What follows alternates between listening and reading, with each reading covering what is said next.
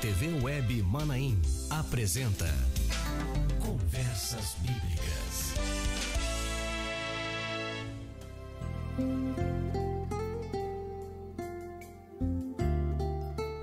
Irmãos, a paz do Senhor. Estamos começando mais um programa Conversas Bíblicas. Às quintas-feiras, ao meio-dia, temos este encontro, este momento de tratarmos dos assuntos da Palavra do Senhor, de conhecermos mais, de vivermos o aperfeiçoamento da doutrina e do conhecimento daquilo que é a Palavra de Deus, daquilo que são suas orientações, a direção do Senhor para as nossas vidas. E para este programa nós vamos mais uma vez abordar a sequência, do tema O Culto.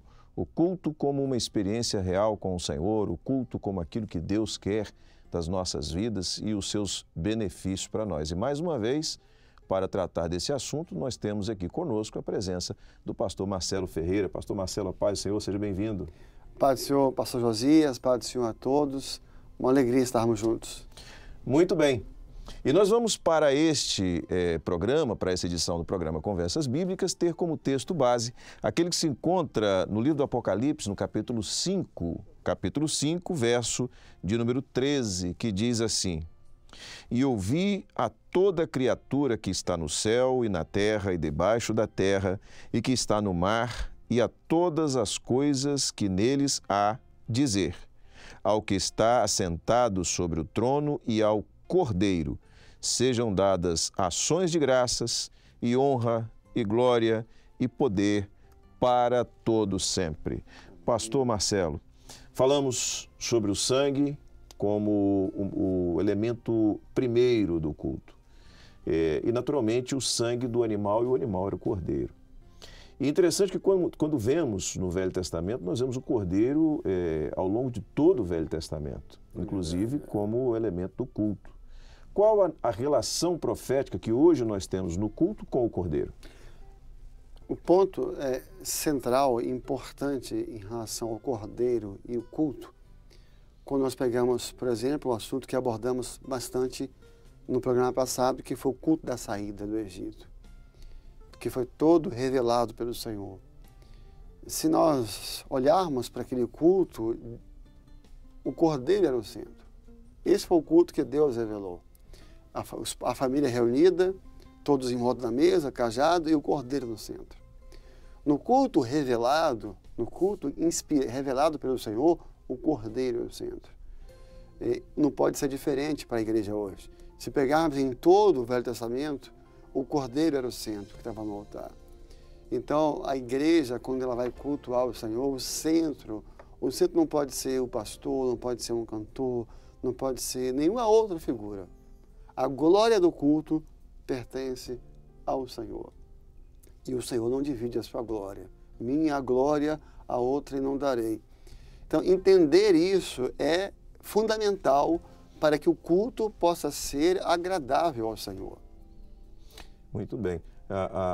Interessante que é sempre o personagem principal, e aqui o Senhor é o personagem principal, e aqui eu abro um parênteses para dizer, por exemplo, há cultos especiais nas nossas igrejas, por exemplo, o culto de casamento. E é interessante nós vermos que quando o Senhor é o personagem principal dentro de um culto de casamento e não os noivos, é verdade. Os noivos estão ali sendo beneficiados pela presença do Senhor. Ele como sendo o personagem principal. O culto é diferente. É verdade. Quando Salomão consagrou o templo, que foi construído em 7 anos, e quando ele, imagina aquele templo majestoso, E quando ele consagra, a glória do Senhor encheu o templo. O texto fala, a nuvem da glória do Senhor encheu o templo, que um sacerdote mal podia ver o outro. Então ele via que tinha alguém ali, mas não podia ver detalhes. O culto, quando a glória do Senhor enche o templo, ninguém presta atenção nas pessoas. Muito quem está cantando, o que está pregando, o que a pessoa sente o Senhor está ali. Tem um texto interessante, quando Jesus curou o cego de nascença, que os fariseus chamaram, começaram a fazer interrogá-lo muito, quem era ele, quem te curou, de onde ele é, e a resposta do cego foi, olha, de onde ele é eu não sei, eu sei que eu era cego, agora eu vejo. Ou seja, o culto revelado é assim. A pessoa fala, quem cantou, não sei quem cantou, não sei quem pregou. Eu sei o seguinte, Deus estava lá e falou ao meu coração. Eu acho que esse é o melhor exemplo de que é um culto onde o Senhor é o centro. E sabe uma coisa interessante que vale a pena abordar, pastor Josias? É sobre os anjos. É sobre o ministério dos anjos no culto. E como nós, homens, isso é nosso, essa questão de querer saber quem foi usado, o homem, nós temos essa tendência, né? E quando Jacó foi abençoado do Val do Jaboque, quer dizer, um momento extraordinário da vida dele, o anjo tocou nele, a vida dele nunca mais ia ser a mesma. Qual foi a pergunta que ele fez? Perguntou para ele, qual é o seu nome? Aquela bênção toda, ele queria saber o nome do... Então é muito comum você estar no culto, quem está cantando? Qual é o nome do pastor? Quem vai pregar lá hoje? Não importa o nome do anjo. O que importa é que Jacó estava sendo abençoado. O que importa é que nós estamos sendo abençoados. Outro exemplo que eu acho extraordinário dos anjos é o culto que Isaías assistiu, Isaías 6. Quando morreu o rei, ele viu o Senhor assentado no alto e sublime trono, o seu século enchia todo o templo, os serafins voavam acima do Senhor e cantavam, uns cantavam Santo, Santo, Santo, é o Senhor dos Exércitos. Então, Isaías começou a ver os anjos cultuando ao Senhor, mas os anjos esconderam o rosto, porque eles não queriam desviar a atenção de Isaías, né? Lógico que aqueles anjos voando, serafins com 6 asas, quando ele começou a prestar atenção, os anjos fecharam as tipo assim, não olha para a gente. Você não precisa saber quem é o nosso rosto. Olha para ele, né? Toda honra, toda glória ao Senhor. Toda honra. No culto, o pastor tenta esconder o seu rosto, tanto que aí está, pastor Josias, uma das grandes nobrezas e a beleza do culto na obra, né? Nós não anunciamos quem o cantor, nós não anunciamos quem é o irmão que fez o solo, não anunciamos quem é o pastor. Agora, ninguém é anunciado, só o grande nome do Cordeiro, né? Nós temos tido algumas experiências recentes em que a obra ela foi propagada para um grande número de pessoas. Tivemos uma ceia mundial, tivemos eventos em que a igreja, né, ela foi homenageada, tivemos há pouco tempo atrás aquele culto também transmitido para o mundo inteiro. E nós que lidamos com a imprensa, a preocupação de todos é quem é que vai pregar, qual o nome do pregador, né? Qual o grupo que vai cantar. E a gente pode testemunhar, não se preocupa com isso não, se preocupa com a mensagem que vai ser pregada. Exatamente. E faz a sua porque cobertura. o Cordeiro, ele é o personagem ele principal. É o centro. Ele é o centro. Não só não falamos o nome, agora vai chegando e nem falamos currículo, né? Se ele é isso, aquilo, outro. Que até existe, o currículo até existe, mas a gente não tem porquê tratar disso, porque ali o Senhor é o centro de todos. E quando o Senhor é o centro, glória a Deus. O culto agrada ao Senhor. Mas há outro elemento, pastor Marcelo, que era importante dentro do culto, que era o pão. Qual a aplicação profética que nós fazemos para nós hoje desse elemento? Então, ali apontava, o pão é a palavra de Deus. Isso na palavra a base bíblica é muito vasta, porque é o que alimenta. Então, obviamente, primeira coisa, no culto que Deus revelou tinha pão. Isso parece tão simples, né? Mas o que isso quer dizer? No culto tem que ter a palavra. Porque se você faz um culto e não tem a palavra, não se pode, isso é um ensino importante, não só para nós, mas até para outros grupos ouvirem. Não se pode tirar a palavra do culto. A palavra está sempre presente. Agora, não é qualquer palavra que o Senhor revelou, né? O Senhor falou assim, eu tenho o culto, revelou, eu quero pão asmo, ou seja, o pão sem fermento. Era o pão puro. Apontando que no culto a palavra tem que ser pregada, a palavra pura, a palavra, o Evangelho. Que é verdade que hoje, infelizmente, se encontra no cristianismo de hoje, moderno, muito pão com fermento. Então, pregações que, na verdade, não é pregação do Evangelho, é de autoajuda, né? Diga, eu posso. Você tem que acreditar na sua capacitação. Cultos que usam muito o lado psicológico, muito teatral, cultos que apelam para a emoção. Isso são fermentos.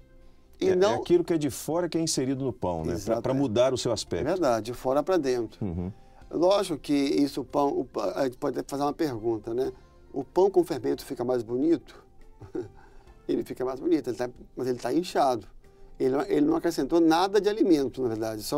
Então, o culto com esses fermentos, psicologia, autoajuda, mais teatral, apelo emocional, pode parecer bonito, mas não tem nada, é só inchaço.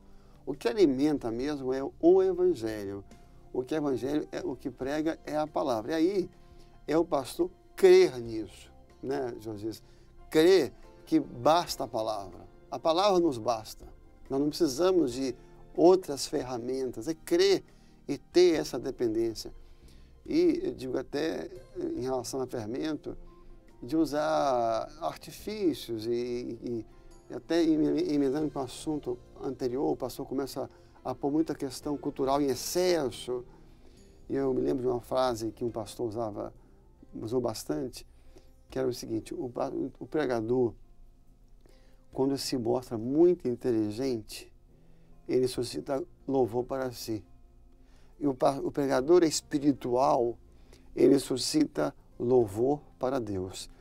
Acho que deu para entender. Ficou claro. Ou seja, quando ele se mostra muito inteligente, ele quer mostrar que ele é muito culto, que ele fala vários idiomas, acaba o culto, o visitante, para ele fala assim: mas que pastor inteligente, hein? Você viu que esse pastor já morou em Paris, olha como... Você viu? Então ele suscitou louvor para quem? Para ele, porque ele se mostrou no culto. Quando o pregador é espiritual, ele vai suscitar louvor para Deus. Está um pouco até mais dentro do assunto anterior, que o cordeiro é o centro. Mas está ligado à palavra. Quando ele pega só a palavra, o visitante não vai ficar falando do pregador, mas da palavra. Mas que mensagem! Essa mensagem falou no meu coração. Que interessante esse texto bíblico. Então, a palavra que tem que ficar, e não o fermento, né? É isso mesmo. Há muitas experiências, inclusive, de mensagens maravilhosas que foram trazidas, em que não foi aquela que o pregador preparou para aquele dia, que ele buscou para aquele dia. Ao chegar na igreja, ou até mesmo ao ir para o púlpito, ali o senhor mostrou que era outra palavra, que a princípio ele entendia que não estava nem preparado para trazer, mas pelo Espírito Santo se tornou uma bênção para a igreja e para ele pregador. Exato. Tem uma afirmação que está sendo muito feita no Manaim, está sendo aplicado nas aulas do seminário, é que hoje a diferença entre cristianismo e evangelho, que inicialmente era uma coisa só e que se divorciaram. O cristianismo de hoje, o cristianismo moderno, ele abandonou o evangelho. Então, você hoje olha para o cristianismo de hoje, você olha para ele, você não vê o evangelho nele. Então, a pregação do cristianismo hoje não é pães asmos. A pregação, e essa pregação de cristianismo sem evangelho, ela não transforma, não há regeneração. E aquela frase que está sendo muito dita, né, pelo nosso pastor Gidoti: as instituições estão emocionadas.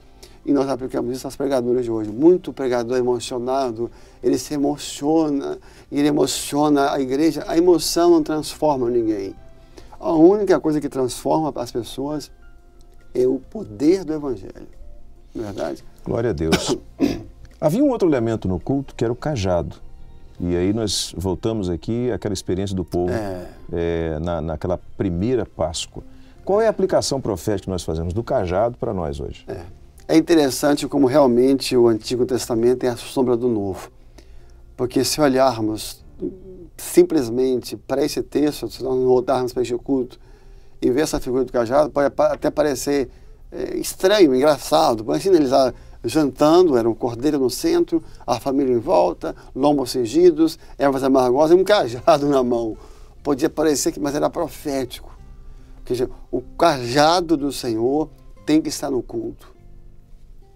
E eu farei a primeira observação, pastor Josias, é que aqui não aparece no culto a figura da vara. Até o salmista fala: tua vara e o teu cajado me consolam. Mas quando vem para o culto, fala a figura da vara. Ou seja, o culto é o momento em que a ovelha vai ser consolada, vai ser orientada, vai ser instruída, vai ser até exortada, mas não vai ser agredida. O culto não é o momento do pastor dar indireta para a ovelha. Há assuntos sérios, mas assuntos individuais devem ser tratados individualmente, a não ser, obviamente, que eles se tornem coletivos. Então o culto é a hora do cajado. É a hora do apacentar, do consolar, do orientar, do ensinar. Agora, qual é o simbolismo do cajado no Velho Testamento? Qual o significado do cajado para o pastor? É a direção do pastor. Para a ovelha, o cajado o cajado é a direção. Ou seja, olha que figura interessante. O culto acontecendo no cajado. Ou seja, o culto tem que ter a direção do Espírito. O cajado é a direção do Espírito. E isso requer o que muitos não querem, que é a dependência do Espírito. E a gente pode até ser sincero, é fácil? Não é, né? Mas a nossa força está em nós sermos dependentes do Espírito. Então, o culto, você não vai pregar o que você quer, não é o culto que vem da minha mente, eu não vou, o culto que eu quero, não, é a dependência. Qual a mensagem hoje? Qual a direção? Qual é a palavra? Qual o louvor? E é nessa dependência que o Senhor opera, né? Aliás, o objetivo nosso é entendermos isso. É o culto que agrada ao Senhor. A Deus. Amém? Pois bem, nós estamos chegando ao fim de mais uma edição do programa Conversas Bíblicas. Bom seria que fizéssemos algumas tendas e aqui ficássemos por mais tempo tratando desse e de outros assuntos. O programa Conversas Bíblicas é um programa muito agradável de fazer e eu tenho certeza muito agradável de ser assistido por conta da maneira como nós aprendemos e crescemos com aquilo que é transmitido para nós através desse programa. Pastor Marcelo, muito obrigado pela sua presença aqui. Continuaremos com esse tema na próxima semana. Eu agradeço e que Deus abençoe a cada um dos nossos irmãos. Muito bem. Aguardamos você então na próxima semana, ao meio-dia, na quinta-feira, com mais uma edição do programa Conversas Bíblicas. Rádio e TV Web Manaim juntas, anunciando o Evangelho Eterno. Você acabou de assistir na TV Web Manaim Conversas Bíblicas.